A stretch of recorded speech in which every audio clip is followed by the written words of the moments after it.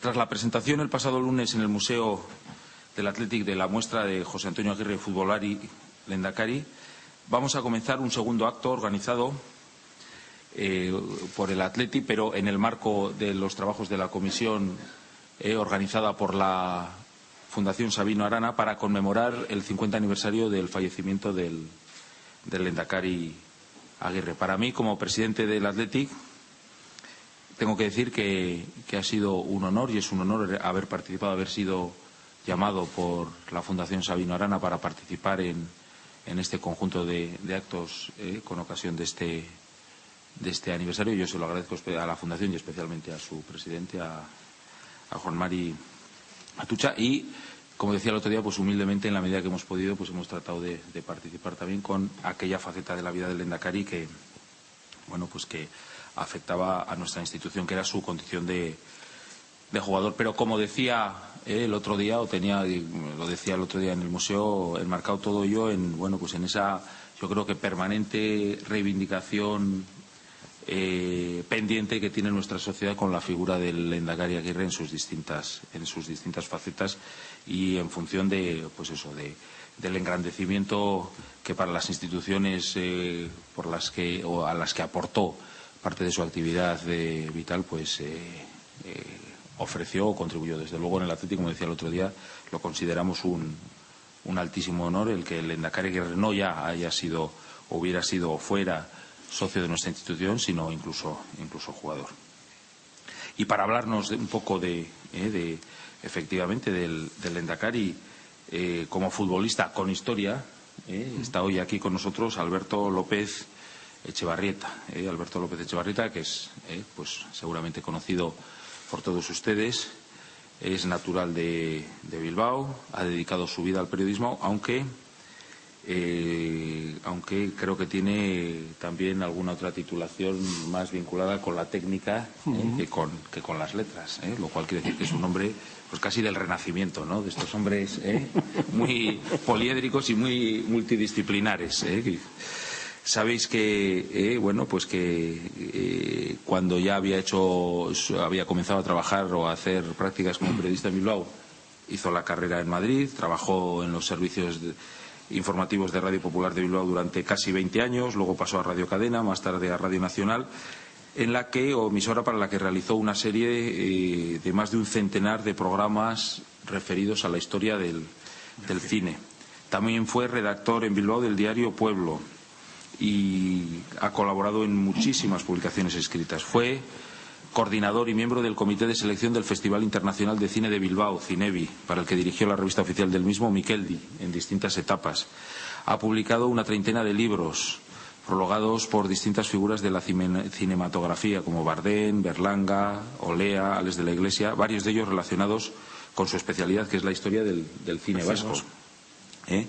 Es autor de numerosas biografías, muchas vinculadas al mundo del cine, pero una muy especial vinculada a esta casa y a la colección Temas Vizcaínos de la BBK, que es la biografía de Rafael Moreno Pichichi, que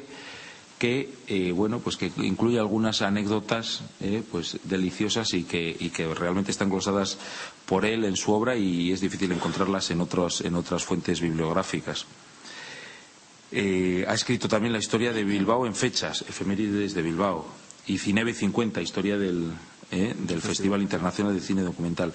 Su último libro, el referido a la historia de los ballets Olaeta, ha sido presentado hace unos pocos días en la Diputación Foral de Vizcaya. A lo largo de 36 años ha formado parte de los servicios informativos de Televisión Española en las secciones de Cultura y Sociedad, dirigiendo para esta cadena varias series documentales, por ejemplo, Sorchico Final, en torno a los vascos asesinados en los campos de concentración alemanes durante la Segunda Guerra Mundial, Los niños del exilio, otro documental referido pues a la aventura de los niños de la guerra evacuados del Bilbao de la Guerra Civil, que el otro día también evocábamos de alguna manera en el acto de presentación de la exposición. En la actualidad está escribiendo, según me dicen, el guión de un documental que será dirigido por Pedro Lea, y bueno, está pues en posesión de muchísimos galardones y condecoraciones. colabora de forma habitual en el periódico Bilbao, en la revista Artes Hoy, el magazine Europa Azul, ha dado cantidad de conferencias y, por lo tanto, bueno, pues es una persona con un bagaje y una cualificación extraordinaria para que hoy nos ofrezca una visión del José Antonio de Aguirre, jugador de fútbol, enmarcando de alguna manera su aventura o esa faceta de su vida en el Bilbao de los años 20, cuando surgen también los primeros mitos de la historia del Atleti, ¿no? De los Pichichi, Belauste, etcétera. Se producen además al principio de esta década pues convulsiones sociales que marcan toda esa época. El fútbol todavía era un deporte, bueno, no era un deporte excesivamente popular, era más bien, tenía un cierto punto elitista. Fue ganando en esa época precisamente popularidad frente a la pelota, la que le va comiendo terreno, y se produce la transición pues entre el amateurismo. José Antonio fue un amateur, a la profesionalización, hasta y eso lo sufre también ese proceso lo vive también el Atleti, hasta ponerse a la altura de los mejores clubes europeos. Y fue en ese momento un poco de transición cuando aparece José Antonio Aguirre en San Mamés, un jugador que no pasó, podemos decirlo, el otro día lo veíamos, a la historia por motivos deportivos, pero que pasó con posterioridad a la historia por otras circunstancias, y en circunstancias tan dramáticas como las que todos conocemos. Yo no quiero quitarle más tiempo al conferenciante, que ya lo he hecho en demasía, y les dejo a todos ustedes con Alberto López Echevarri. Muchas gracias.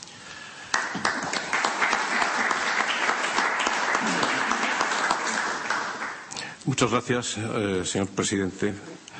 Señor García Macua, muchas gracias también al señor Juan María Atutxa, presidente de la sociedad de la Fundación Sabino Arana, y sobre todo muchas gracias a ustedes, señores, por venir. Eskerrik asko, etortzeagatik. Señoras y señores, muchas gracias por su asistencia. Estamos aquí para rememorar el Bilbao de los años 20 a través del trabajo de un hombre que, como jugador del Athletic, no tuvo la trascendencia de un Pichichi, un Unamuno, un Balarroja, pero la historia le reservó para un papel mucho más comprometido, no solo por la naturaleza del mismo, sino por el momento en el que empezó a desempeñar su cargo, la Guerra Civil. José Antonio Aguirre, de lo estoy hablando naturalmente, murió hace medio siglo y su labor sigue siendo reconocida. Recientemente, el actual Endacari, Patxi López, recordó los méritos que adornaron a este hombre en el homenaje que le tributó. No les voy a hablar de política, porque ni es mi fuerte, ni este creo que es el foro adecuado. Pretendo reflejar el ambiente deportivo en el que se movió en el seno del Athletic en los momentos previos a su compromiso político. Para desgranar su paso por este club es preciso recurrir a fuentes periodísticas de la época, no muy pródiga en datos personales y en detalles de los partidos. Tengan ustedes en cuenta que a principios de los años 20 el fútbol aún no era el espectáculo de masas que es hoy, y que la pelota de frontón se llevaba la palma en cuanto a información se refiere. Por ello, es preciso recurrir a datos, cifras, fechas, que tal vez en algún momento resulten un poco farragosos, pero que son inevitables para seguir la marcha de José Antonio de Aguirre, futbolista. Hace unas décadas, el entrenador inglés Bill Shankly dijo que el fútbol no es un asunto de vida o muerte, sino algo mucho más importante que eso. En 1880, el escritor británico Rudyard Kipling, autor del famoso libro de la selva, opinó en cambio que los aficionados al fútbol son almas pequeñas que pueden ser saciadas por los embarrados idiotas que lo juegan. Sea como fuere, lo cierto es que hoy no hay objeto alguno del que se hable menos, pero que dé tanto que hablar como el balón de fútbol. Nada concita tanto interés como esa esfera rellena de aire, y tampoco nada en el mundo mantiene el interés de tantas personas como lo que sucede sobre la hierba de un campo de fútbol. Y a lo que parece, no es un fenómeno nuevo. Dicen los historiadores que allá en el año 400 a.C., los chinos, tenían que ser ellos, practicaban un juego llamado Shu Chu, que literalmente puede traducirse como patear la pelota. Consistía en introducir a patadas una pelota de cuero en una cesta. Es posible que este sea el antecedente más lejano que exista de lo que hoy es un auténtico fenómeno de masas. Si el campo de San Mamés es la catedral, nos encontramos ahora en su sacristía, donde durante unos minutos vamos a repasar una parte de la historia de Bilbao desde el prisma del Athletic. Y lo vamos a hacer centrándonos en una década, la de los años 20, que considero de gran importancia para nuestro equipo. En ella se celebraron las bodas de plata del club. Fue el año 1923, una fecha que marca un antes y un después en la historia del Athletic. Se abandona el amateurismo y nace el León. O si lo prefieren, el club adquiere profesionalidad, colocándose entre los principales de Europa. Pero 1923 coincide también con la aparición sobre el terreno de juego de un hombre que no pasaría a la historia como un genio del balompié, tipo Pichichi o Balarroja, pero que tuvo en su mano la gran responsabilidad de presidir el primer gobierno vasco a partir de 1936, que es tanto como decir en plena guerra civil. José Antonio de Aguirre no fue cocinero antes de fraile, como suele decirse, pero sí fue león de San Mamés antes que político. Vamos, si les parece, a viajar en el tiempo y a situarnos en el Bilbao de 1920. Como una imagen vale por 1000 palabras, les ofrezco un cortometraje rodado en aquella época, en aquella fecha, por lo que lógicamente carece de sonido, pero tiene la riqueza de mostrarnos la vida urbana tal como era, con sus gentes, que ajenas a la cámara, hacen su vida, ignorando que 90 años después iban a servirnos precisamente en este acto para representar el sentir de un tiempo.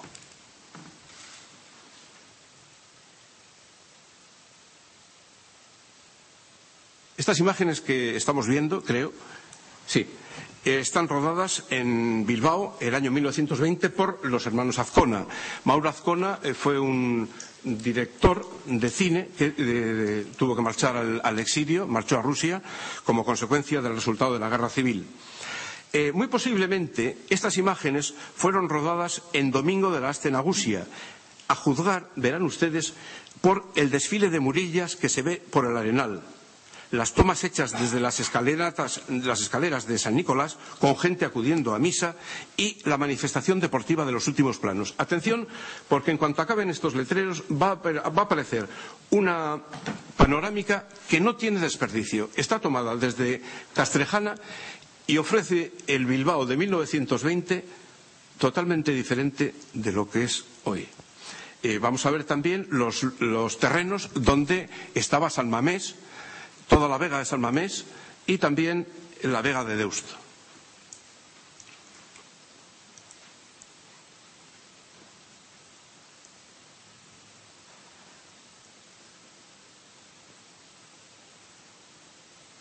Estos letreros se hacen a veces interminables porque en la época del cine mudo pues había que ambientarlo de esta forma, ¿no?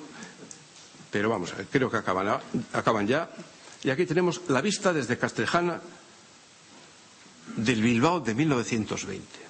Atención a la panorámica.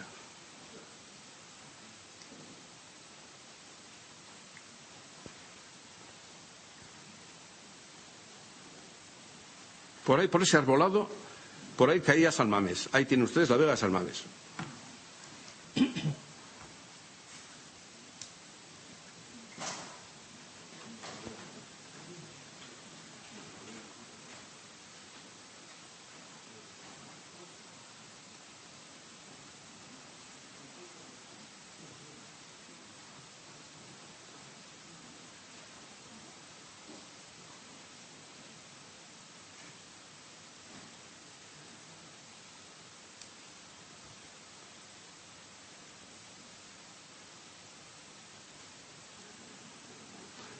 Observen ustedes el bulevar, el primitivo bulevar que llegaba hasta la esquina de la calle Correo.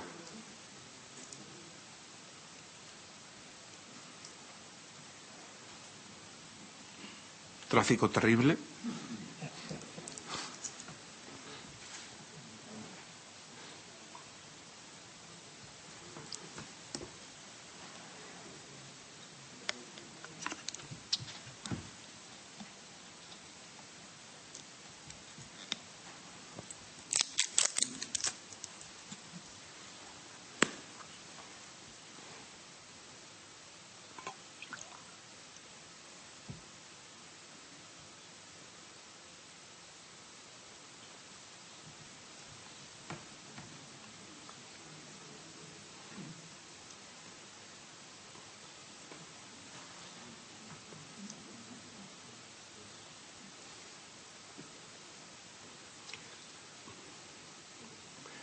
Observen ahora detrás de este tranvía cómo suben las mulillas.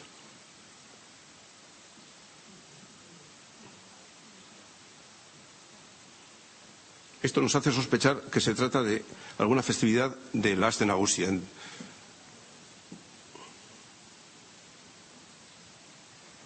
Y que además, por las imágenes que veremos después, se trataba de un domingo, la gente va a misa, está rodado en días diferentes o habían regado el suelo.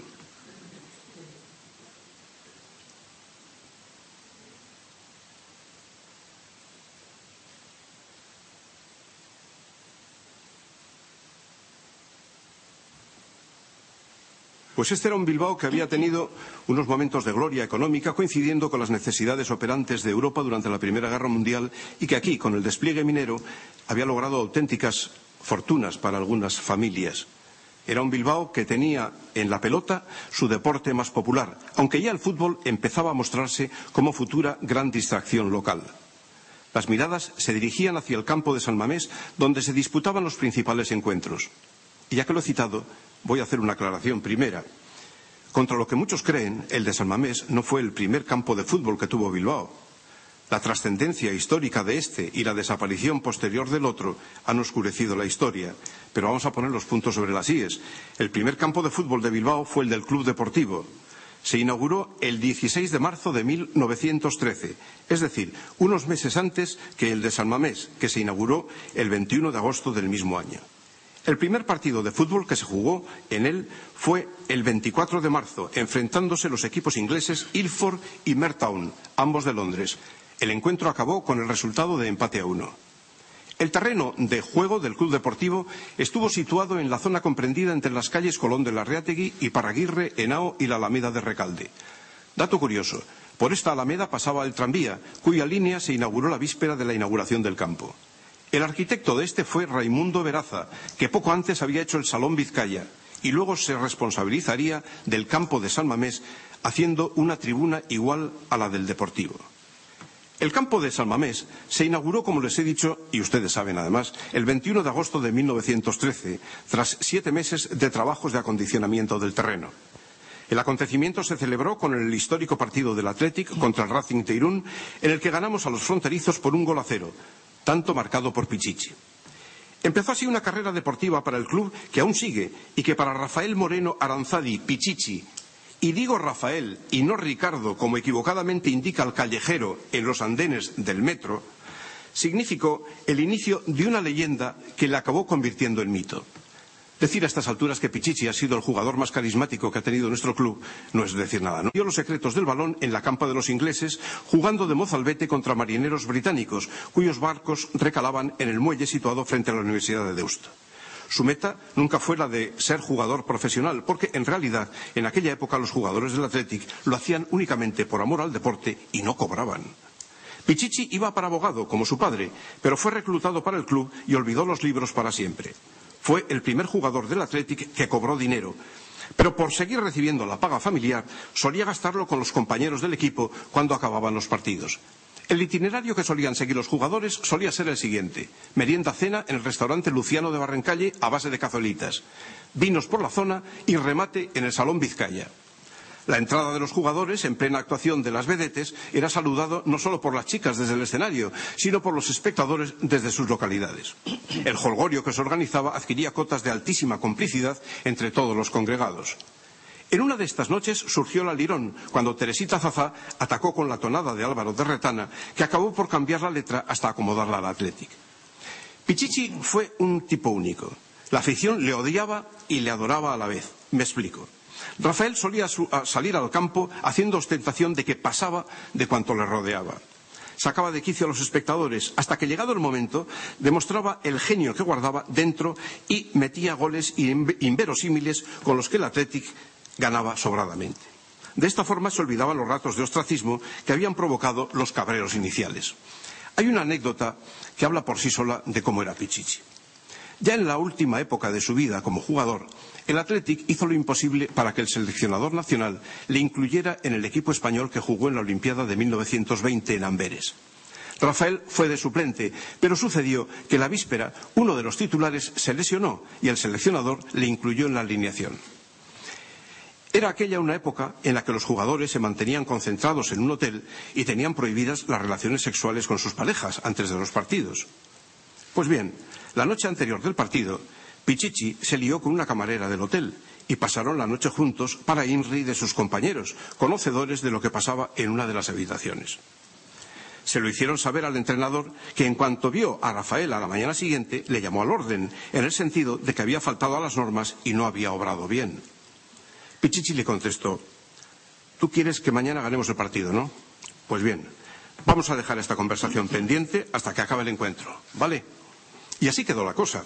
Durante el partido, Pichichi hizo una actuación, pues yo digo que antológica, y así dicen las crónicas. Goleó y se ganó.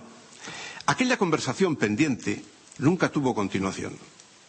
Poco después, Rafa colgó sus botas de jugador y fue en la temporada 1920-21 cuando se despidió como solo él podía hacerlo. En su último partido metió un gol de antología para deleite de un público que recordó el momento durante mucho tiempo. Su futuro se vio cortado por aquellas malditas ostras que un día de febrero de 1922, y era un mes con R, provocó en él la enfermedad que le dejó disponible para la tumba en la madrugada del 1 de marzo inmediato. Y así se nos fue el gran mito. Para entonces, en 1920, el Athletic ya había conseguido quedar finalista en la Copa en partido contra el Barcelona. El partido se celebró en Gijón y pasó a la historia como la de Beltrán de Lis. La razón de este apelativo hay que buscarla en el propio encuentro. Sitúense ustedes. El marcador indica 0-0. El Barça es sancionado con un penalti en contra. Lo lanza Laca y marca. Gol para todos, pero el árbitro, que se llamaba Beltrán, al ver que varios jugadores del Athletic habían invadido el campo antes del lanzamiento, no ordena repetir el penalti, sino que señala falta contra el Athletic y se arma la marimorena. El Barcelona acaba ganando 2-0, pero no termina aquí la historia. Finalizado el partido, el árbitro se lo piensa detenidamente, admite que se ha equivocado y pide perdón públicamente retirándose del arbitraje. ¿Se imaginan ustedes una actitud como esta hoy en día? Finalista en 1920, como digo, con esta anécdota que no tiene desperdicio. Al año siguiente, en 1921, el Athletic consiguió la Copa en un singular partido que dejó buen sabor para los aficionados. Fue una final jugada en San Mamés, un hecho realmente insólito que sirvió para que el campo bilbaíno se llenara hasta la bandera. El encuentro se celebró entre nuestro primer equipo y el Atlético de Madrid, partido que se saldó con el resultado de 4-1, favorable, como digo, a los de casa. Los goles vascos fueron 2 de Laca y los otros 2 de Acedo. Mientras, fuera del club, se iba produciendo un cambio en los movimientos políticos vascos. 1918 constituyó el momento culminante en el desarrollo del nacionalismo vasco, que obtuvo 7 actas de diputados a Cortes. El año anterior, Ramón de la Sota y Aburto pasó a presidir la Diputación vizcaína con mayoría de ese signo y en determinados momentos, entre 1917 y 1923, los nacionalistas se consolidaron como primera fuerza política en los ayuntamientos de Bilbao y San Sebastián, siendo segunda en el de Vitoria. Esta nueva cuña dentro del espectro político local movió a que en Bilbao los dinásticos y los socialistas se unieran en una alianza que frenara el avance de la corriente sabiniana. También hubo crisis dentro de los partidos. En 1921 los nacionalistas tuvieron su escisión aberriana y los carlistas la protagonizada por Vázquez de Mella. Los socialistas y comunistas se separaron, mientras los republicanos continuaron con su constante crisis. Añadan a esta cuestión el tema de la guerra en el norte de África, una auténtica sangría que sirvió para calentar las tertulias de los cafés bilbaínos. Así las cosas, el domingo 27 de noviembre de 1921, a las 3 de la tarde, el Athletic jugó un partido de fútbol contra el Deusto, perteneciente al campeonato regional. La contienda, dirigida por el árbitro Ibarreche, despertó mucho entusiasmo porque el Deusto presentó lo mejorcito de la casa y en las filas del Athletic reaparecían Ricardo Hurtado y José Mari Belaustre. Pero aquel partido, que acabó con empate a 1, supuso el debut de un muchacho universitario que estaba prestando su servicio militar en el arma de caballería del regimiento de Galellano en Bilbao. Se llamaba José Antonio de Aguirre. Aguirre, que acababa de perder a su padre, había salido el año anterior del Colegio Santa María la Antigua de Orduña, donde demostró una mayor aptitud para letras e historia que para las matemáticas. Ingresó a continuación en la Universidad de Deusto en régimen de medio pensionista. Su formación académica tuvo, por tanto, mucho que ver con la Sociedad de Jesús. Es curiosa la coincidencia. Pichichi también iba para abogado y estudió en la Universidad de Deusto. Rafael Moreno se despidió de San Mamés en mayo de 1921 metiendo su último gol y único del Athletic en el partido que jugó contra el West Ham United, equipo inglés que nos bateó con 3 goles.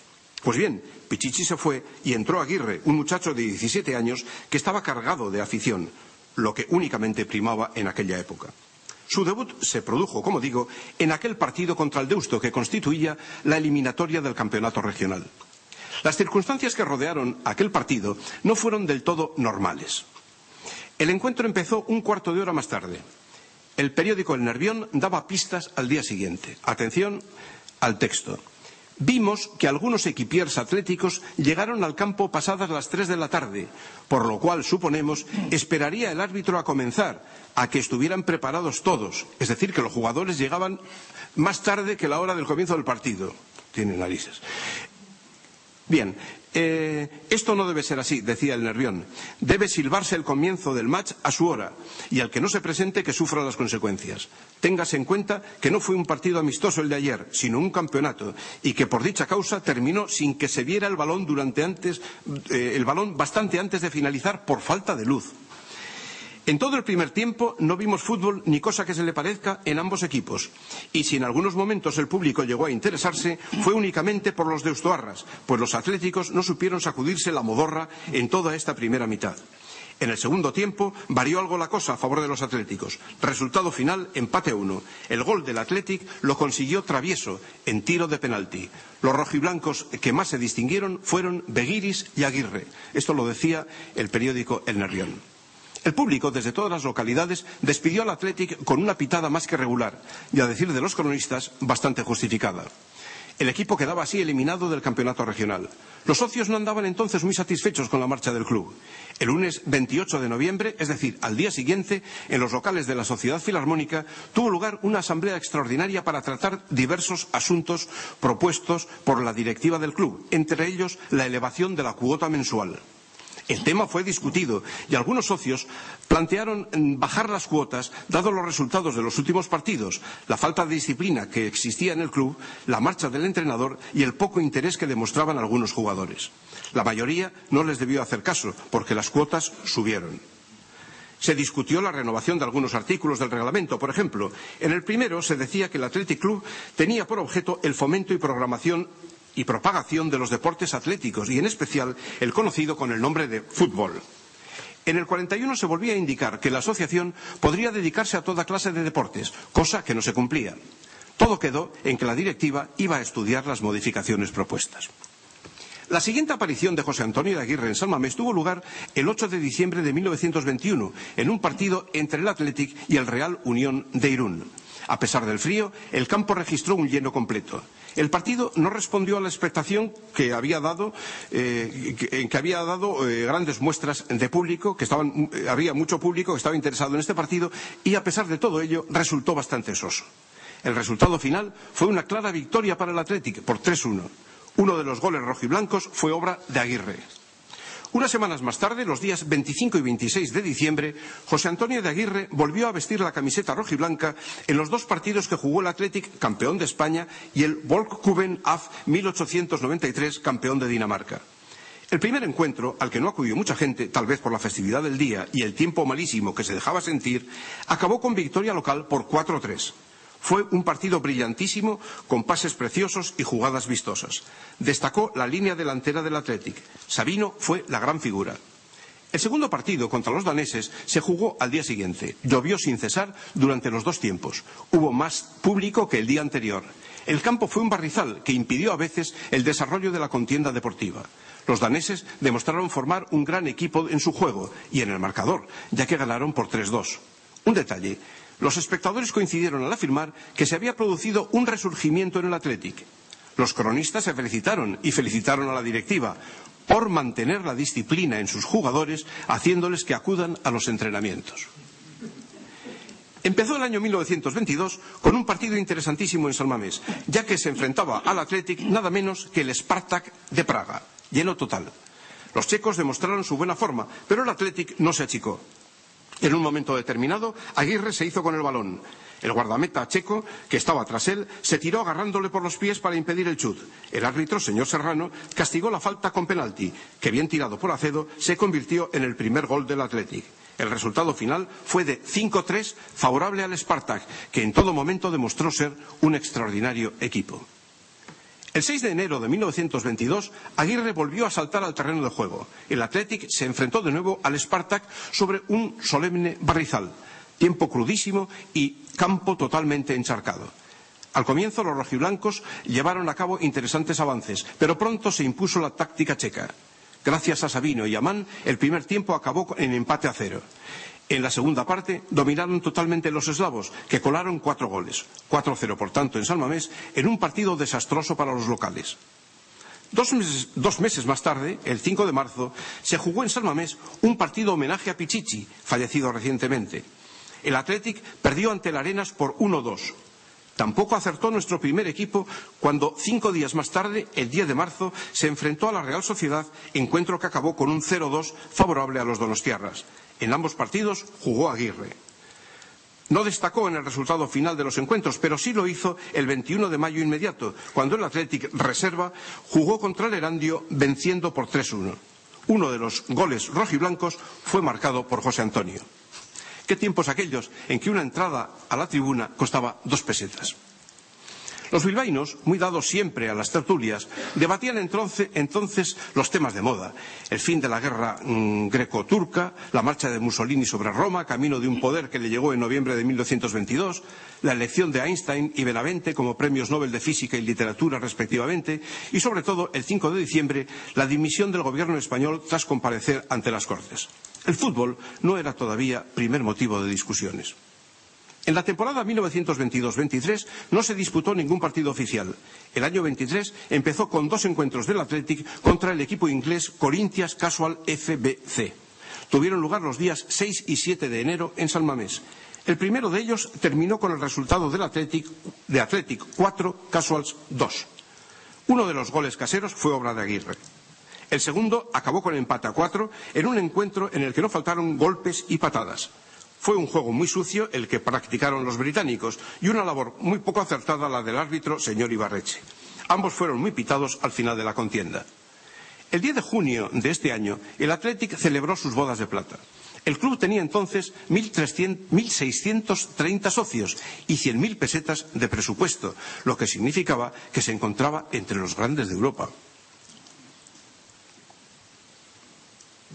Se preparó para la ocasión un amplio programa de actos que empezaron a las 10 de la mañana con una misa en San Mamés, cantada por la Sociedad Coral de Bilbao, a la que siguieron diversas pruebas atléticas. Por la tarde tuvo lugar una exhibición de lanzamiento de barra, con la participación de los palancaris campeones de Vizcaya y Guipúzcoa, una carrera pedestre y después un partido de fútbol. Por entonces, Carmelo era el capitán del equipo y fue quien mostró desde el campo la nueva bandera del Athletic junto a su madrina, la hija del presidente, el conde de Vilallonga. Participaron en el partido, plato fuerte de la jornada, todos los clubes que habían enfrentado al Athletic: Sporting y Fortuna de Vigo, Sporting de Gijón, Real y Atlético de Madrid, Real Sociedad, Real Unión de Irún, Arenas de Guecho, Barcelona, Español y Europa de Barcelona. El Athletic jugó contra un combinado formado por un plantel de jugadores de leyenda. Juzguen ustedes, si no, la alineación contraria. Zamora del Español, Bayana del Arenas, Arrate de la Real Sociedad, Gamborena del Real Unión, Pelao del Europa, Balbino del Fortuna de Vigo, Samitier del Barcelona, Ramón González del Vigo Sporting, Triana del Atlético de Madrid, Bernabéu del Real Madrid y Argüelles del Sporting de Gijón. El partido terminó con la victoria del Athletic por 2-0, tantos metidos por travieso, uno de los cuales se recordó durante mucho tiempo por la maestría de su ejecución y se súmaga de penalti. La jornada conmemorativa acabó con una cena por todo lo alto que tuvo lugar a partir de las 9 de la noche en el Coliseo Albia, cuyas butacas de patio dejaron sitio a los comensales que desde hacía semanas se iban apuntando y pagando 12 pesetas el cubierto. Una banda de música alegró la velada desde el escenario. Me he detenido especialmente en esta fecha, la del 10 de junio de 1923, porque entiendo que marca el final de la primera etapa del Athletic y el inicio de la segunda, que empezó con otra figura mítica vistiendo la camisola rojiblanca, José Mari Belauste. Participó con Pichichi en los Juegos Olímpicos de Amberes con la selección nacional española, que saltó a un campo. La primera selección que saltó a un campo. Belauste, pues hace falta recordar que era un gigante de 1,95 metros, 105 kilos de peso, y que fue un jugador muy completo, que dejó para la historia aquella frase de "a mí el pelotón, Sabino, que los arrollo", le dijo a su compañero en el transcurso del partido contra Suecia. El resultado de aquella jugada fue un gol que significó el empate. La selección estaba perdiendo 0-1 y posteriormente Txomin Acedo con su gol resolvería el encuentro deportivo. Belauste permaneció en el Athletic hasta 1924, ganando 7 títulos nacionales y 2 subcampeonatos. 1923 fue un año destacado en la historia del club, porque fue entonces cuando se iniciaron también las obras de la construcción de la grada de capuchinos, con ampliaciones de la tribuna y la preferencia, y aportando mayor capacidad para la general. Duraron 2 años y sirvieron para mejorar la comodidad del campo. Además, por estas fechas, el Athletic tuvo un autobús para su uso particular. Fue el primer autobús que tuvo un equipo de fútbol, un estupendo reo, regalo de 3 indianos de las Encartaciones que habían hecho fortuna en México. Y justo es que de sus nombres, Jaime, José María y Luciano Arechederra. El 9 de septiembre de 1923, domingo, tuvo lugar el acto inaugural del nuevo campo del Sestao Sport, Las Llanas, un terreno habilitado con grandes sacrificios. Este club consiguió que el Athletic aceptara jugar el partido inaugural, y eso que la víspera, el día 8, tenía otro compromiso deportivo en Haro. No importó, porque tras jugar el partido en La Rioja, los jugadores regresaron a Bilbao para estar en condiciones al día siguiente y darlo todo en Las Llanas. Hubo expectación, no solo en Sestao, sino también en Bilbao. El fotógrafo Espiga estuvo muy acertado al mostrar en el escaparate de su establecimiento las fotografías del nuevo campo de fútbol. Inmediatamente antes del encuentro, el capitán del Sestao, le entregó al Athletic una preciosa bandera que recogió Sabino, completamente emocionado. El Athletic presentó la siguiente alineación: Vidal, Rous, Hurtado, Sabino, Larraza, Legarreta, Aguirre, Laca, Travieso, Larracoechea y Aguirre Begoña. Sacó el balón el alcalde de Sestao, señor Barturen. El primer gol surgió en el primer tiempo, bastante aburrido por cierto, y fue obra de Aguirre. En la segunda parte se animó el partido y el Athletic dominó hasta conseguir un final de 1-3 a favor de los rojiblancos. Mucho calor, sopor en las gradas y tarde brillante de Sabino. Llegados al año 1923, hemos de referirnos por fuerza, y no va con segundas intenciones, al golpe militar que tuvo lugar al de estos días, el 13 de septiembre, cuando se hizo con el poder el general Primo de Rivera, que apaciguó de inmediato la cuestión social, bastante alterada por entonces, aprovechándose de que en estos años se produjo una oportuna y saludable bonanza económica. Proclamó la suspensión de la Constitución y la creación de un directorio militar aceptado por el rey Alfonso XIII. La noticia de este golpe de Estado fue recibida en Bilbao con indiferencia. La UGT se consolidó como primera fuerza en el sindicalismo vasco. La actividad política fue cercenada de inmediato y las nuevas instituciones pasaron a manos de fuerzas derechistas, católicas y tradicionalistas. Nacionalistas, cenetistas y comunistas se pasaron a la clandestinidad. Pero las cosas no solo iban mal aquí. En Alemania, aún hoy, al año 1923 se le considera el año inhumano por la inflación vertiginosa que vivió, la ruina de los jubilados y la miseria obrera. Hubo incidentes de todo tipo y Hitler intentó aprovecharse de la ocasión tomando el poder en Múnich. En la temporada 1923-24 y con la preparación del entrenador Freddy Pedlan y la presidencia en el club de Ricardo Irezábal, se jugaron 2 partidos oficiales, uno para el campeonato regional y otro de Copa. El 2 de marzo, el Athletic se enfrentó al Sestao Sport en Las Llanas con la siguiente alineación: Vidal, Rous, Acedo, Sabino, Larraza, Legarreta, Cantoya, Laca, Travieso, José Antonio de Aguirre y Chirri. Por el Sestao Sport, Vicuña, Tamayo, Uribe, Zárate, Cortadi, Saloña, Zuluaga, Arana, Gum, Barturen y Riñones. Un fuerte viento azotó el campo. Travieso jugó lesionado. Larraza, con una técnica viril, enérgica y noble, lo hizo de maravilla. Las crónicas no citan jugada alguna protagonizada por Aguirre. Todos los elogios fueron para Larraza, que tuvo un incidente con Gumb motivando la expulsión de ambos. Un partido insulso, carente de interés, que acabó con el resultado de empate a 0. Con el punto que consiguió el Athletic se proclamó campeón de Vizcaya. El partido de Copa se celebró el domingo 13 de abril de 1924 en el Estadio Metropolitano entre el Real Madrid y el Athletic. Los rojiblancos presentaron la alineación siguiente: Vidal, Rus, Acedo, Sabino, Larraza, Legarreta, Cantoya, Laca, Larracoechea, Carmelo y Alonso. Es decir, ausencia en cartel de 3 puntales: Travieso, Aguirrezabala y Germán por lesiones. Gran expectación, todas las entradas vendidas, arbitra el colegiado asturiano Fernando Valverde. Tarde muy calurosa y, en consecuencia, campo duro. La derrota rojiblanca fue tan comentada en las tertulias de Bilbao como el crimen del Expreso de Andalucía, ocurrido sobre la misma fecha, un doble asesinato en el coche correo de este tren que dio mucho que hablar. Sobre todo fue un culebrón, incluso dio pie a la realización de varias películas sobre el tema. Pero no adelantemos acontecimientos. El domingo 4 de noviembre de 1923, el Athletic jugó un partido contra el Osasuna en San Mamés dirigido por el árbitro Fausto Martín. Nuestro equipo lo formaron Ispizua, Rouse, Onaindía, Sabino, Duñabeitia, Legarreta, Germán, El Expuru, Aguirre, Carmelo y Alonso. El partido terminó con victoria local por 5-3. Uno de los goles rojiblancos fue marcado por Aguirre en el primer tiempo tras un bonito pase adelantado de Duñabeitia. El 26 de diciembre de 1923, en San Mamés, tuvo lugar el partido entre el Victoria Pilsen y el Reserva del Athletic. Buena entrada, dominio local, y en el primer tiempo el Expuru marcó un gol y Legarreta 2. Así acabó el encuentro, 3-0, triunfo rojiblanco.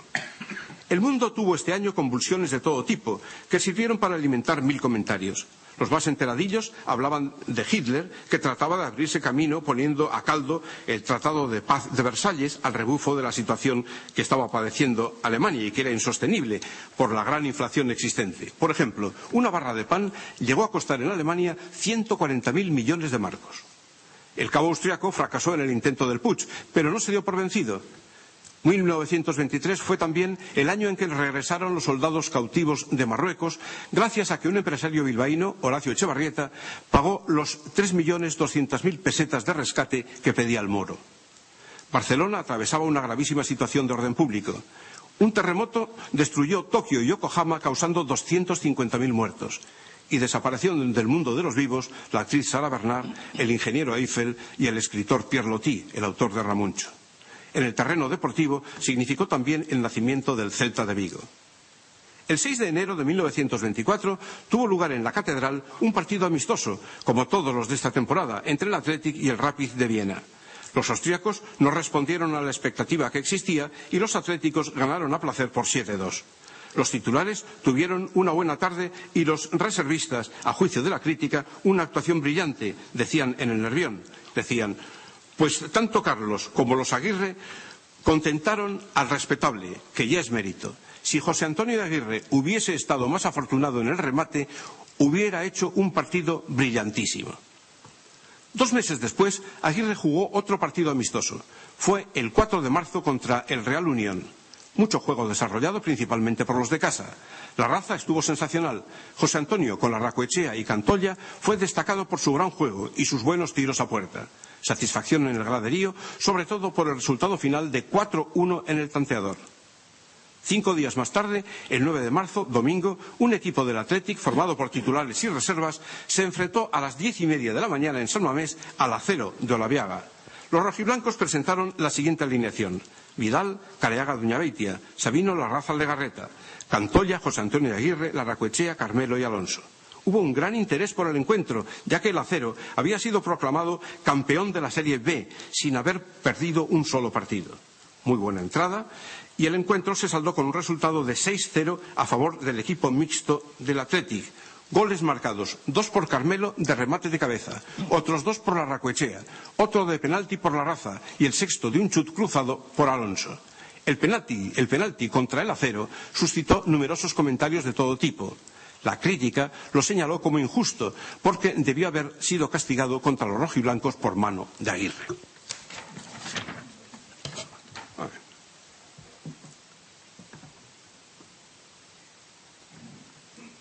Poco después, y como prueba del auge que el fútbol estaba consiguiendo en Bilbao, comenzó su labor como seleccionador nacional el periodista deportivo local José María Mateos, a la sazón autor de una de las primeras historias del Athletic. Mateos, que había sido cronista de fútbol, se inició en este puesto el 30 de abril de 1924, venciendo en Burdeos a la selección francesa por 4-0. Duró en este puesto la friolera de 9 años para finalizar el 13 de mayo de 1933 derrotando a Bulgaria por 13-0. En la temporada 1924-25 el Athletic no participó en la Copa. El primer partido disputado por José Antonio de Aguirre fue un amistoso jugado el 21 de septiembre de 1924 con el Logroñés, que le ganó 4-2 al Athletic y en el que Aguirre consiguió uno de los goles. Por estas fechas, el Athletic llevó a cabo diversas obras de reforma en el campo de San Mamés.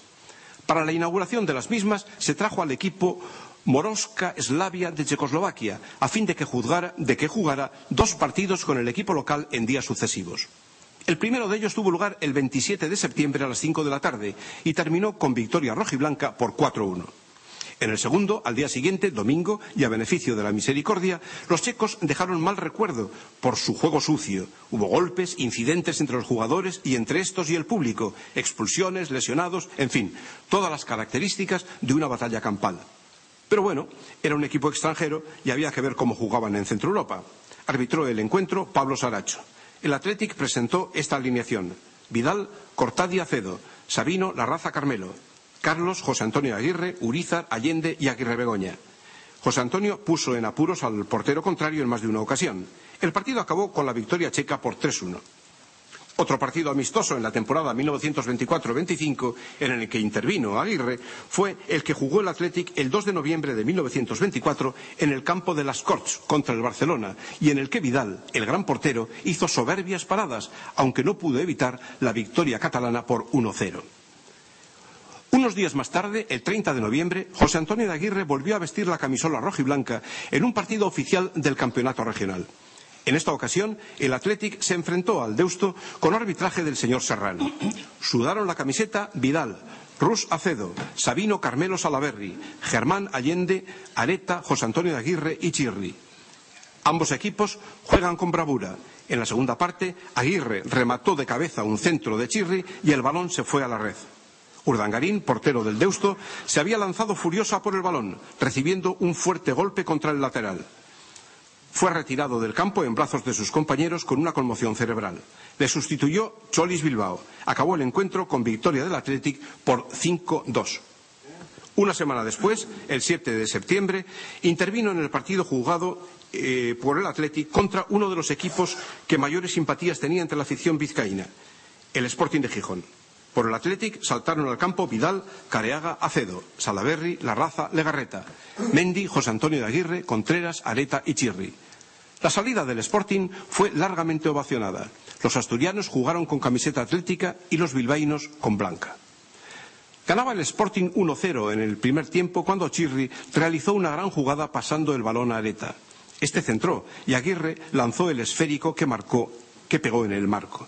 A continuación, el mismo Aguirre bordó un pase de Mendy y el extremo dibujó un centro colosal. Contreras remató de cabeza al ángulo y gol. El Athletic empezó a dominar. El segundo gol local llegó a los 27 minutos. Aguirre puso la pelota a los pies de Areta y este, desde muy lejos, lanzó un disparo que el portero no pudo parar. 2-1 al final de la primera parte. Al minuto y medio del comienzo de la segunda, Aguirre pasó el esférico a Contreras, que burló la defensa contraria y metió el tercero. El cuarto llegó cuando Mendy cedió el balón a Aguirre. Este lo traspasó a Areta y Areta lo envió adelantado a Contreras, que lo encajó entre las mallas. Resultado final 5-2 a favor del Athletic y con buena labor de Aguirre en la ejecución de las jugadas. Antes de terminar diciembre de 1924, el día 28, festividad de los Inocentes, Aguirre figuró en la alineación que el Athletic presentó en San Mamés ante el Camp Raterna de Gothenburg, en una tarde de mucho frío, poco fútbol y escasa entrada. En las gradas, el púgil guipuzcoano Paulino Uzkudun. Fue un partido en el que se repartió mucha leña, tal vez para combatir las bajas temperaturas. Los suecos hicieron un juego sucio y peligroso. El resultado final fue de victoria de los escandinavos por 2-1. El gol atlético fue marcado por José Antonio de Aguirre al rematar un centro de Aguirre Begoña. Uzkudun estaba entonces hecho una fiera. En septiembre había noqueado en el 6º asalto a Frank Godard en Bayona, acrecentando así su fama. La noticia se difundió como un reguero de pólvora. tanto como la muerte de Lenin o el hecho de que Miguel de Unamuno fuera desposeído de su cátedra de Salamanca y enviado al destierro. Hitler fue condenado a 5 años de cárcel, pero no cumplió ni uno. Por otra parte, la maldita guerra de Marruecos pidió una nueva leva de soldados. Muerte tras muerte, porque en 1924 se fueron para siempre Franz Kafka y Puccini. Los internacionales.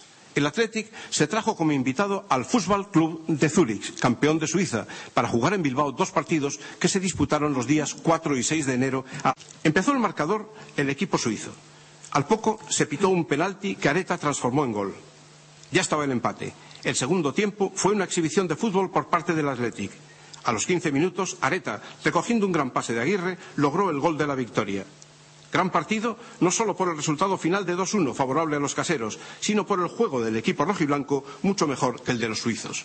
Los críticos dijeron que Areta y Aguirre habían sido los mejores. El segundo partido jugado contra el Fußball Club de Zúrich se saldó con el resultado del 9-0 a favor del Athletic, pero en este no jugó nuestro protagonista. El martes 24 de febrero de 1925, José Antonio de Aguirre volvió a salir en el terreno de juego para disputar un partido oficial del campeonato regional contra el Baracaldo. Había sido programado para el domingo anterior, pero se tuvo que suspender a causa del mal tiempo. Buena entrada a pesar del aguacero que caía. El primer tiempo acabó con la victoria atlética de 3-0 y en la segunda parte el tanteador se fijó en 8-2. Goleada rojiblanca, por tanto, en la que 3 goles fueron obra de Aguirre, 2 de Areta, 2 de Laca y 1 de Chirri. El campeonato vizcaíno de fútbol, en su serie A y a 9 partidos jugados, lo encabezaba entonces el Arenas, con 15 puntos, seguido del Athletic con 13 y detrás el Baracaldo, Sestao, Erandio y Deusto. Esta situación en la tabla fue motivo suficiente para que la afición acudiera a San Mamés al partido que se jugó una semana después, el 1 de marzo, entre el Athletic y el Deusto, también dentro del campeonato regional. Destacó Chirri, que a decir de los cronistas se mostró generosamente espléndido. Fue el doctor, el artista, el mago del balón, y junto a él Aguirre, con el que combinó jugadas maestras. Chirri y Aguirre, decían, forman un ala izquierda colosal. Los momentos más brillantes del partido fueron obra de estos 2 inteligentes jugadores y para ellos sonaron los más cálidos aplausos. He aquí la alineación atlética.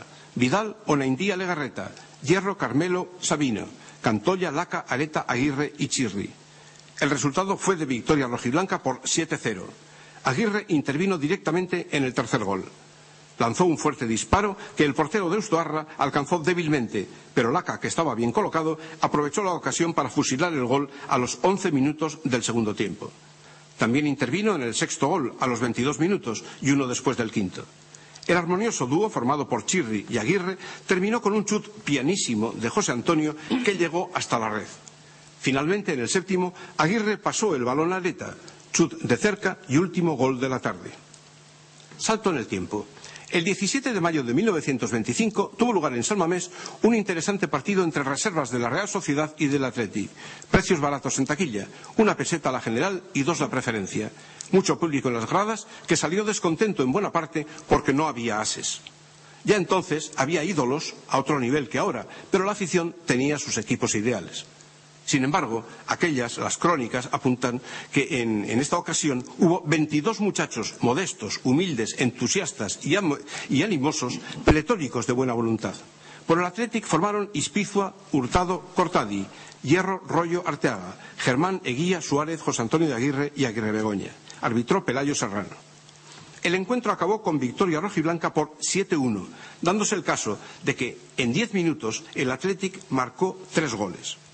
Aguirre se lució en una jugada a los 28 minutos, cuando tiró un fuerte disparo a portería.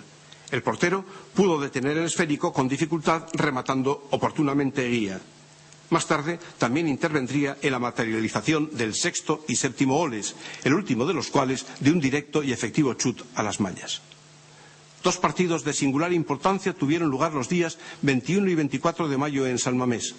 Nos visitó el Fútbol Club Barcelona, campeón de España. En el primero de ellos, José Antonio formó parte de la alineación rojiblanca, formada por Vidal, Luñabeitia, Acedo, Sabino, Larraza, Arteaga, Cantoya, José Antonio Aguirre, Areta, Laca y Chirri. Acedo era el capitán del equipo, arbitrando el colegiado vizcaíno señor Torres. En el Barça se echó en falta a jugadores tan notables como el guardameta Platko, cantado por Alberti, Piera, Samitier y Alcántara. En un momento determinado, Aguirre pasó a Chirri y este, chutando bajo, logró meter el gol en la red, pero el árbitro anuló el gol por offside. Acaba la primera parte con empate a 0. En la segunda parte, el Athletic metió 3 golazos calificados como imparables por la prensa de la época. De José Antonio dijo el Nervión: nos gustó mucho. ¿Sabe hacer las cosas tan bien este simpático jugador? Y no era para menos. Fue el autor de uno de los 3 goles. Vemos ya que en 1925 el Athletic tenía ya sus ídolos, de los que se comentaba en cualquier reunión de fuste. Tal vez era para alegrar días de zozobra como los que vivió la Villa en febrero de este año, cuando se produjo la suspensión de pagos en el Banco de Crédito y Unión Minera. Fue un desastre local, casi semejante a la reorganización del partido nazi que Hitler llevó a cabo en Alemania. Su Mein Kampf fue el obligado bestseller de ese país. Pronto fundaría las temidas SS. Coincidiendo en fechas, se firmó en Ginebra un tratado de prohibición contra las armas químicas y bacteriológicas. A partir de este año, la mili fue obligatoria. Pero no todo fueron maldadas. Este año nacieron el novelista Ignacio Aldecoa y el compositor Mikis Theodorakis. Se solucionó el conflicto minero de Asturias y el 10 de septiembre se inauguró en Bilbao el cable submarino que nos unía a Inglaterra. Así iban las cosas en el mundo cuando se inició la temporada 1925-26, en la que José Antonio de Aguirre jugó un partido perteneciente al campeonato vizcaíno. Fue el 18 de octubre de 1925 cuando el Athletic se las vio contra el Acero de Olaveaga a las 11 de la mañana. El equipo rojiblanco utilizó titulares, reservas y reservas de las reservas. ¿Qué pasaba? Pues sencillamente que eran bajas Acedo, Rus, Doña Beitia, Careaga, el Expurú, Legarreta y Larraza. Así, la alineación de ese día fue Vidal, Germán Laca, Hierro, Carmelo, Arteaga, Cantoya, Eguía, Suárez, José Antonio de Aguirre y Chirri. El equipo hizo lo que pudo, que fue bastante, 2-0 a su favor. Uno de ellos fue de nuestro protagonista.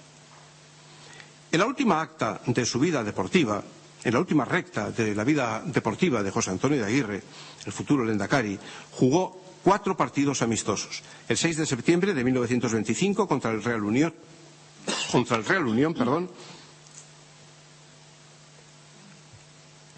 El 6 de septiembre de 1925, jugó contra el Real Unión con triunfo de los irundoatarras por 4-0.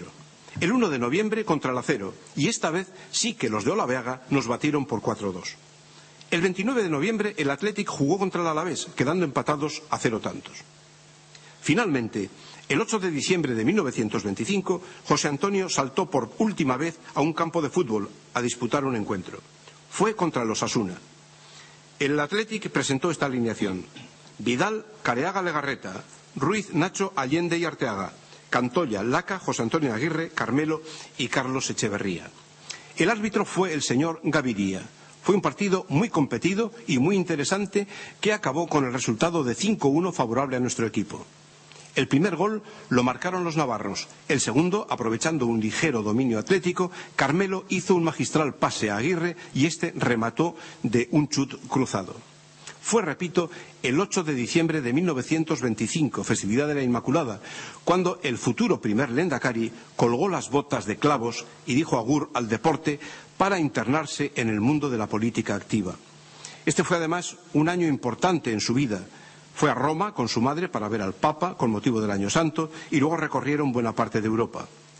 También se diploma de licenciado en Derecho y entra de pasante en el despacho del abogado Esteban Bilbao. 3 años más tarde abrirá su propio bufete junto a Antón Berreteaga en la calle Iturribide número 2, junto a la Audiencia de Bilbao, donde trató asuntos sociales principalmente. Su compromiso social adquiriría tal renombre que estuvo a punto de ser ministro del Gobierno de Madrid. Este es un hecho realmente singular que he descubierto hurgando en la hemeroteca. Es curioso porque, pues yo no sabía, pero igual ustedes, que José Antonio de Aguirre fue ministro del Gobierno de Madrid durante un día, según la Gaceta del Norte. Y a grandes titulares, el 5 de septiembre de 1936, la Gaceta del Norte anunciaba en su primera página que en la remodelación del gobierno llevada a cabo por el presidente Largo Caballero en Madrid, José Antonio de Aguirre ocupaba la cartera de ministro de Obras Públicas. Al día siguiente, el periódico Euskadi desmintió la noticia diciendo que tanto Aguirre como su partido, el PNV, habían declinado la oferta, confirmando que efectivamente al vasco se le había propuesto para el cargo. Un mes más tarde, el 7 de octubre, José Antonio de Aguirre, exjugador del Athletic, juró ante Dios humillado en pie y sobre tierra vasca cumplir fielmente su mandato como primer lehendakari del gobierno vasco. Finalizo mi charla, señores, ofreciéndoles a ustedes unas imágenes que fueron grabadas hace ahora 50 años en San Juan de Luz. Ya que estamos conmemorando el cincuentenario de la muerte del primer lehendakari, me parece oportuno pues cerrar el acto con las imágenes de su entierro.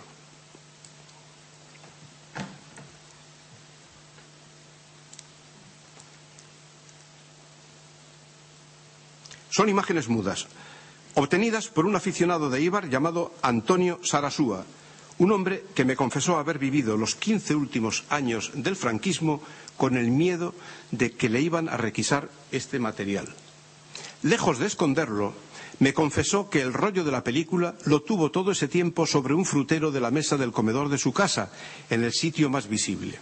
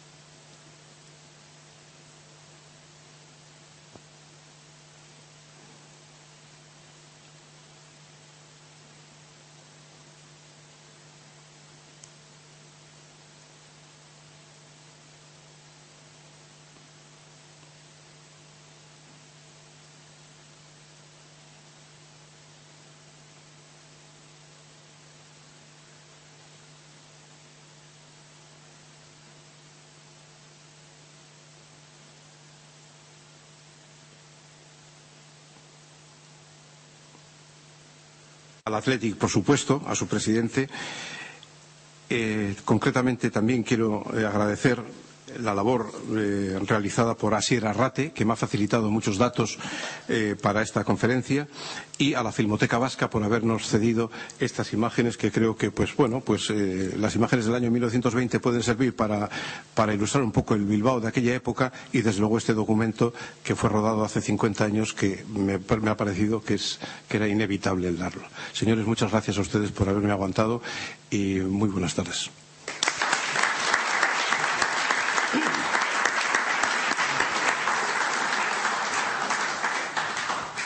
Jaun-Andreok, urte honetan zehar Agirre lehendakaria Agirre AL 50 deritxon batzorde horren izenean eta Sabino Arana Fundazioaren izenean niri tokatzen jat eskerrak emotea honelako ekitaldiak egiten dugu zenean eta bukatzera doa zenean.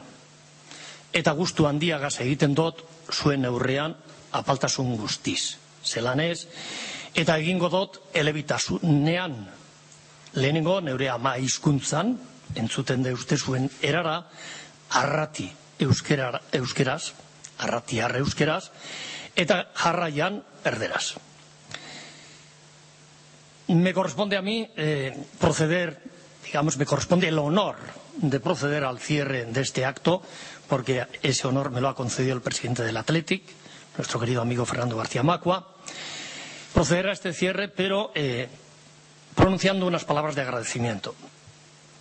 Yo podría comparecer ante ustedes perfectamente por mi fecha de nacimiento y por mi apariencia como representante de cualquier colectivo de jubilados, pero no lo estoy haciendo en esa función, sino que lo estoy haciendo en representación de la Fundación Sabino Arana, que supone para mí un honor, y en representación de esa comisión que naciera allá en septiembre del pasado año, AL50, Aguirre Lehendakari Berroque Tamar o 50, para organizar actos como los que estamos viviendo hoy mismo aquí, en esta conferencia, como pudimos vivir también anteayer en la inauguración de la exposición en el Museo del Atlético en San Mamés, y otros muchos que hemos venido realizando y viviendo, disfrutando de todos ellos, y los que quedan todavía, cursos de verano, etcétera, etcétera.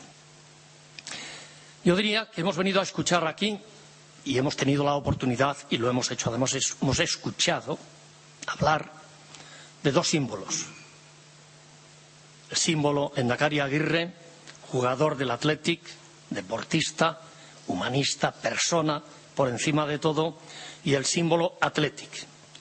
Y hemos tenido, como digo, oportunidad, y lo hemos hecho, de escuchar de la voz y las palabras de un gran profesional a quien aprecio hace muchísimos años y tengo en gran estima por su profesionalidad, y si se me permite, por lo menos, y si él me lo permite también, quiero resaltar su bonomía. Quiero sinceramente agradecer su intervención porque yo, personalmente, cuando menos, he disfrutado. Primer símbolo. Segundo, el Athletic, sobre el cual ha hablado también extensamente. Soy un hombre de fe y creo también en los símbolos. Creo en el Athletic y creo en aquellos símbolos. Lehendakari Aguirre, aquella generación, aquellos miembros de aquel gobierno que se dejaron la piel y sudaron, si vale el símil en este momento, sudaron la camiseta de lo lindo, sin tener prácticamente nada que ganar. No soy, lo debo confesar, muy asiduo a San Mamés, en asistir a San Mamés, pero sí he disfrutado muchísimo las veces que he ido y en algunas ocasiones he padecido de lo lindo. Pero también debo confesar que soy un fiel y fervoroso seguidor del Athletic como símbolo, porque todavía hace una semanita, en un viajecito que hice por Extremadura, nunca pierdo la oportunidad, si paso por Trujillo, de acercarme a aquella torre y ver allá donde está esculpido el escudo del Athletic en Trujillo. Por tanto, esa es la lealtad que debo a ambos símbolos y realmente manifestar una vez más que hoy ha merecido la pena estar aquí. Quiero agradecerles a ustedes, señoras y señores, su asistencia y su atención. Quiero agradecer, como no, como lo hago en cada una de las oportunidades que tengo, a la familia Aguirre por su voluntad, su entrega, su colaboración, su comprensión respecto de las cuestiones que estamos organizando a lo largo de este año con la mejor de las voluntades. Quiero agradecer a mi querido amigo Alberto López Echevarrieta y quiero agradecer al Athletic, en la persona de su presidente, porque, como muestra un solo detalle, esta misma conferencia podía haberse celebrado en dignísimos salones que hay abajo, una planta más abajo, y el Athletic ha querido que estuviésemos aquí en lo más digno, en lo más representativo de este palacio, lo cual significa la voluntad, el tesón y la entrega de colaboración, digamos, la colaboración que ha prestado el Athletic y su presidente en la organización de todos estos eventos que, insisto, merecen la pena. Eskerrik asko, mila esker eta hurrengo batera arte. Si lo sabían, que José Antonio de Aguirre fue ministro del Gobierno de Madrid durante un día, según la Gaceta del Norte. Y a grandes titulares, el 5 de septiembre de 1936, la Gaceta del Norte anunciaba en su primera página que en la remodelación del gobierno llevada a cabo por el presidente Largo Caballero en Madrid, José Antonio de Aguirre ocupaba la cartera de ministro de Obras Públicas. Al día siguiente, el periódico Euskadi desmintió la noticia diciendo que tanto Aguirre como su partido, el PNV, habían declinado la oferta, confirmando que efectivamente al vasco se le había propuesto para el cargo. Un mes más tarde, el 7 de octubre, José Antonio de Aguirre, exjugador del Athletic, juró ante Dios humillado en pie y sobre tierra vasca, cumplir fielmente su mandato como primer lehendakari del Gobierno vasco. Finalizo mi charla, señores, ofreciéndoles a ustedes unas imágenes que fueron grabadas hace ahora 50 años en San Juan de Luz. Ya que estamos conmemorando el cincuentenario de la muerte del primer lehendakari, me parece oportuno pues cerrar el acto con las imágenes de su entierro.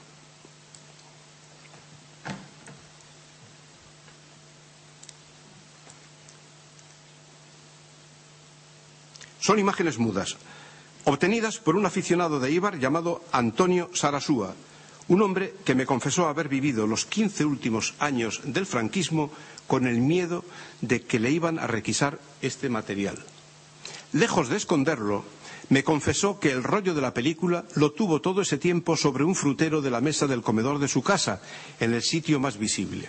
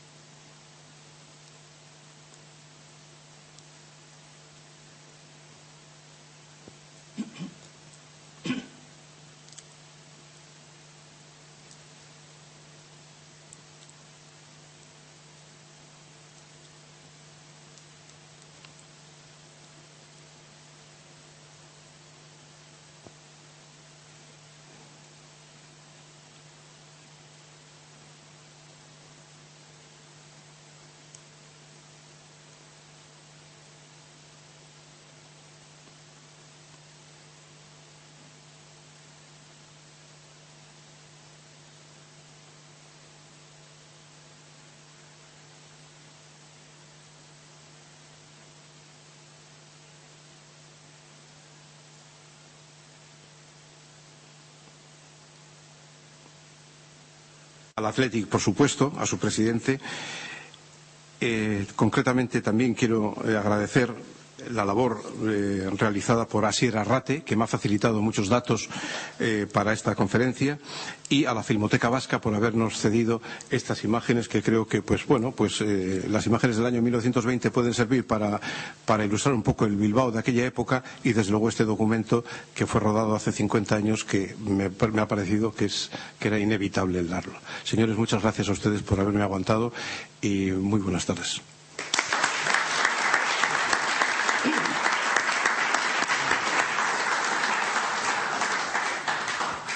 Jaun-Andreok, urte honetan zehar Agirre lehendakaria Agirre AL 50 deritxon batzorde horren izenean eta Sabino Arana Fundazioaren izenean niri tokatzen jat eskerrak emotea honelako ekitaldiak egiten dugu zenean eta bukatzera doa zenean. Eta gustu handiagaz egiten dut zuen neurrean apaltasun guztiz. Zelanez, eta egingo dut elebitasunean. Lehenengo neure ama hizkuntzan, entzuten deuzte zuen erara, arrati euskeraz, arratiar euskeraz, eta jarraian erderaz. Me corresponde a mí me corresponde el honor de proceder al cierre de este acto, porque ese honor me lo ha concedido el presidente del Athletic, nuestro querido amigo Fernando García Macua. Proceder a este cierre, pero pronunciando unas palabras de agradecimiento. Yo podría comparecer ante ustedes perfectamente por mi fecha de nacimiento y por mi apariencia como representante de cualquier colectivo de jubilados, pero no lo estoy haciendo en esa función, sino que lo estoy haciendo en representación de la Fundación Sabino Arana, que supone para mí un honor, y en representación de esa comisión que naciera allá en septiembre del pasado año, AL50, Aguirre Lehendakari Berroque Tamar o 50, para organizar actos como los que estamos viviendo hoy mismo aquí, en esta conferencia, como pudimos vivir también anteayer en la inauguración de la exposición en el Museo del Athletic en San Mamés, y otros muchos que hemos venido realizando y viviendo, disfrutando de todos ellos, y los que quedan todavía, cursos de verano, etcétera, etcétera. Yo diría que hemos venido a escuchar aquí, y hemos tenido la oportunidad, y lo hemos hecho, además hemos escuchado hablar de dos símbolos. El símbolo Lehendakari Aguirre, jugador del Athletic, deportista, humanista, persona, por encima de todo, y el símbolo Athletic. Y hemos tenido, como digo, oportunidad, y lo hemos hecho, de escuchar de la voz y las palabras de un gran profesional a quien aprecio hace muchísimos años y tengo en gran estima por su profesionalidad, y si se me permite, por lo menos, y si él me lo permite también, quiero resaltar su bonomía. Quiero sinceramente agradecer su intervención porque yo, personalmente, cuando menos, he disfrutado. Primer símbolo. Segundo, el Athletic, sobre el cual ha hablado también extensamente. Soy un hombre de fe y creo también en los símbolos. Creo en el Athletic y creo en aquellos símbolos. Lehendakari Aguirre, aquella generación, aquellos miembros de aquel gobierno que se dejaron la piel y sudaron, si vale el símil en este momento, sudaron la camiseta de lo lindo, sin tener prácticamente nada que ganar. No soy, lo debo confesar, muy asiduo a San Mamés, en asistir a San Mamés, pero sí he disfrutado muchísimo las veces que he ido y en algunas ocasiones he padecido de lo lindo. Pero también debo confesar que soy un fiel y fervoroso seguidor del Athletic como símbolo, porque todavía hace una semanita, en un viajecito que hice por Extremadura, nunca pierdo la oportunidad, si paso por Trujillo, de acercarme a aquella torre y ver allá donde está esculpido el escudo del Athletic en Trujillo. Por tanto, esa es la lealtad que debo a ambos símbolos y realmente manifestar una vez más que hoy ha merecido la pena estar aquí. Quiero agradecerles a ustedes, señoras y señores, su asistencia y su atención. Quiero agradecer, cómo no, como lo hago en cada una de las oportunidades que tengo, a la familia Aguirre por su voluntad, su entrega, su colaboración, su comprensión respecto de las cuestiones que estamos organizando a lo largo de este año con la mejor de las voluntades. Quiero agradecer a mi querido amigo Alberto López Echevarrieta y quiero agradecer al Athletic, en la persona de su presidente, porque, como muestra un solo detalle, esta misma conferencia podía haberse celebrado en dignísimos salones que hay abajo, una planta más abajo, y el Athletic ha querido que estuviésemos aquí en lo más digno, en lo más representativo de este palacio, lo cual significa la voluntad, el tesón y la entrega de colaboración, digamos, la colaboración que ha prestado el Athletic y su presidente en la organización de todos estos eventos que, insisto, merecen la pena. Eskerrik asko, mila esker eta hurrengo batera arte.